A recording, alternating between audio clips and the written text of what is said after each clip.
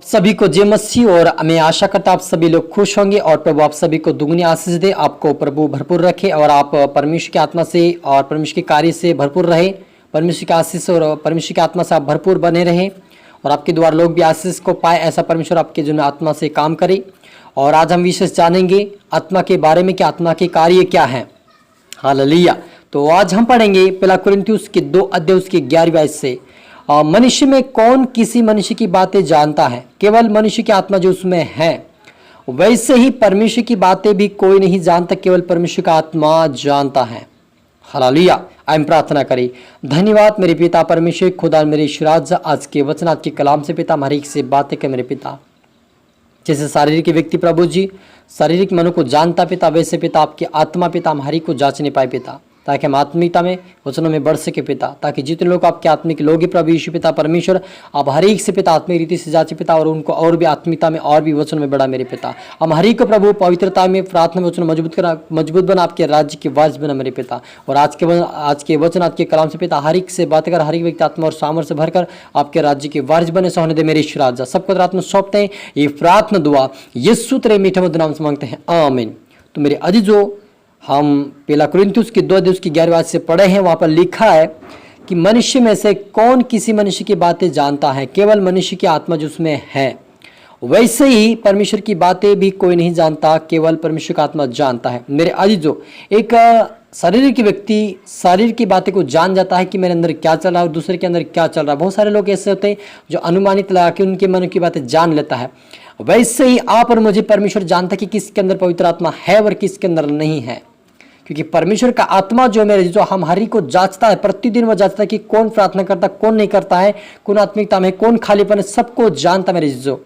इसलिए आप और मुझे सावधान होने की आवश्यकता था कि हम प्रार्थना में रहे, वचन में रहे, ताकि हम आत्मिकता में बढ़ते चले जाए। क्योंकि जितने लोग आत्मिकता में रहेंगे, जितने लोग प्रार्थना में रहेंगे, वही परमेश्वर के संतान कहलाएंगे। इसलिए आप मुझे यदि परमेश्वर की संतान बनना और अनंत जीवन उद्धार को पाना है तो हमें परमेश्वर की आज्ञा का पालन करना, उसके वचन के अनुसार चलना, उसकी आत्मा को पाकर उसके राज्य के वारिस बनना हमें जरूरी है मेरे जो आप और मेरे लिए। क्योंकि आत्मा जो परमेश्वर का आत्मा वही हमें जांचता है और हमें परखता है कि हम किस प्रकार की चाल चलते हैं और कैसे चलते हैं। इसलिए आप और मुझे परमेश्वर की आत्मा के चलना हमारे लिए बहुत ही आशीष का कारण है मेरे जीजो।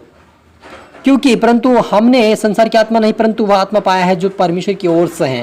मेरे अजीजों, आप और मैंने जो आत्मा पाया है वो संसार की नहीं है, वो आत्मिक आत्मा है, वो परमेश्वर की आत्मा है जो आप और मुझे सिखाता है, तू प्रार्थना कर, तू वचन पढ़, तू उपासना कर, तू पवित्रता का जीवन जी, तू बुराई ना कर, तू झगड़ा ना कर। ये कौन सी आत्मा?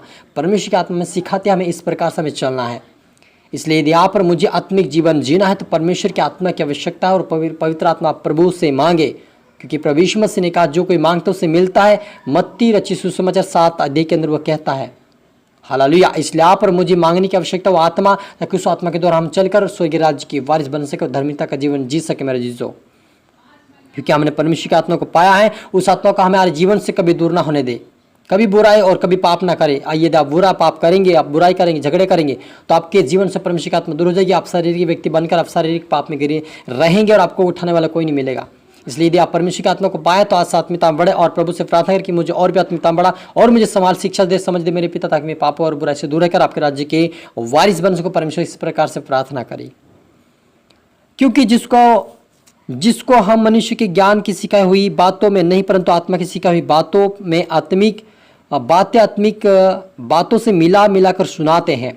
क्योंकि मेरे अजीजों, जो आत्मिक व्यक्ति होता है, प्रभु यीशु मसीह का दास या चेला, वो आत्मिकता में मिला कर बोलता है, क्योंकि उसके अंदर परमेश्वर की आत्मा है।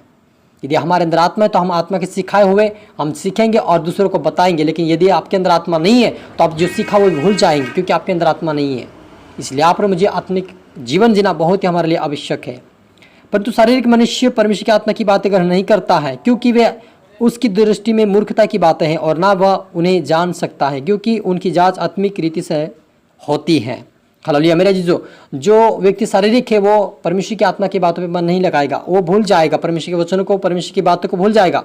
लेकिन जो आध्यात्मिक व्यक्ति है, जो आत्मिक व्यक्ति, वो आत्मा से होकर परमेश्वर की बातों को ध्यान और याद रखेगा और उसको परमेश्वर और परमेश्वर की आत्मा उसको उत्साहित करेगा और उसको और भी आत्मिकता बढ़ाएगा, ताकि वो परमेश्वर के राज्य के वारिस बन सके। आत्मिक जन सब कुछ जांचता है, परंतु वह आप ही किसी से जांचा नहीं जाता है, क्योंकि प्रभु का मन किससे जाना है कि उसे सिखाए, परंतु हम में मसीह का मन है। हालेलुया। मेरे अजीज, जो आत्मिक व्यक्ति होता है जो कि दूसरों को जांचता है और अपने को भी जांचता, लेकिन शारीरिक व्यक्ति किसी को जांच नहीं सकता है। हाँ, शारीरिक व्यक्ति शारीरिक बातों को जान सकता है लेकिन आत्मिक बातें नहीं जान सकता है। वैसे हमारे अंदर परमेश्वर की आत्मा है, हम आत्मिक लोग हैं और हमें परमेश्वर ने वरदान दिया कि हम दूसरों को जांचें और अपने आप को जांचें और हम आगे बढ़ सके परमेश्वर की पवित्रता में, उसके वचनों में, उसके प्रार्थना में बढ़कर उसके राज्य के बारे में, क्योंकि हमारे अंदर परमेश्वर प्रभु यीशु मसीह का मन है। और यदि हमारे अंदर प्रभु का मन है तो उस मन को प्रभु की ओर लगाए और प्रार्थना करें ताकि और भी हमें आत्मिकता में बढ़कर उस आत्मा को पाकर हम उस खुदावन के राज्य के वारिस बन सके। मेरे जीजो हालेलुया। प्रार्थना करें। धन्यवाद मेरे ईश्वर राजा पिता परमेश्वर, आज के वचन, आज के कलाम से मेरे पिता हर एक से बातें किया प्रभु जी। आज का वचन प्रभु हर एक के जीवन में 100 गुना फल है प्रभु जी। आज का वचन जो भी सुने पिता, उनका जीवन, उनका हृदय बदले मेरे पिता, पृथ्वी से वो आत्मा से भरकर चाहे मेरे पिता परमेश्वर, कोई खालीपन न रहे पिता परमेश्वर। इस वचन को ये दोबारा सुने, दोबारा इनको आशीष दे और तेरे राज्य की वारिस बना मेरे पिता। आपके बेटा बेटे जितने देख रहे सुने पिता, उनको तेरी आत्मा, तेरी शाम, तेरी मसा से भरपूर कर मेरे पिता और आपके राज्य की वारिस बना पिता। हमेशा आपके डर, आपके भय में चले मेरे यीशु मसीह, क्योंकि सामर्थ्य अनुग्रहकारी परमेश्वर तू मेरे पिता। आज से प्रभु आपकी आत्मा इनके जीवन में चाहे मेरे पिता, इनको लीड कर, इनको सीखा समझाए पिता, आपके आराधना भक्ति कर तो आपके राज्य के वारिस बने मेरे पिता। कोई भी भटकना ना पाए, कोई भी पिता वंचित ना आपकी आत्मा से, लेकिन आपकी आत्मा में भरकर, आप सामर्थ्य से भरकर आपके राज्य के वारिस बने, दूसरे के लिए आस्कार बने से बनाए शिरा सभी को मेरे पिता। सबको आत्मा सब पवित्रता आपने स्वप्न प्रभु यीशु मसीह आपके हाथ में। प्रार्थना सुना आशीष किया। धन्यवाद मेरे ईश्वर जी। प्रार्थना दुआ यीशु तेरे मीठे मधुर नाम से मांगते हैं, आमीन। आप सभी को जय मसीह का। और मैं आशा करता हूँ इस वचन से प्रभु आपसे बातें किया होगा और आप इसको दोबारा सुने और लाइक और शेयर और सब्सक्राइब कर दे ताकि प्रभु आपको दुगनी आशीष दे। आप सभी को गॉड ब्लेस यू और अगली वीडियो मिलते हैं फिर से। सबको जय मसीह की।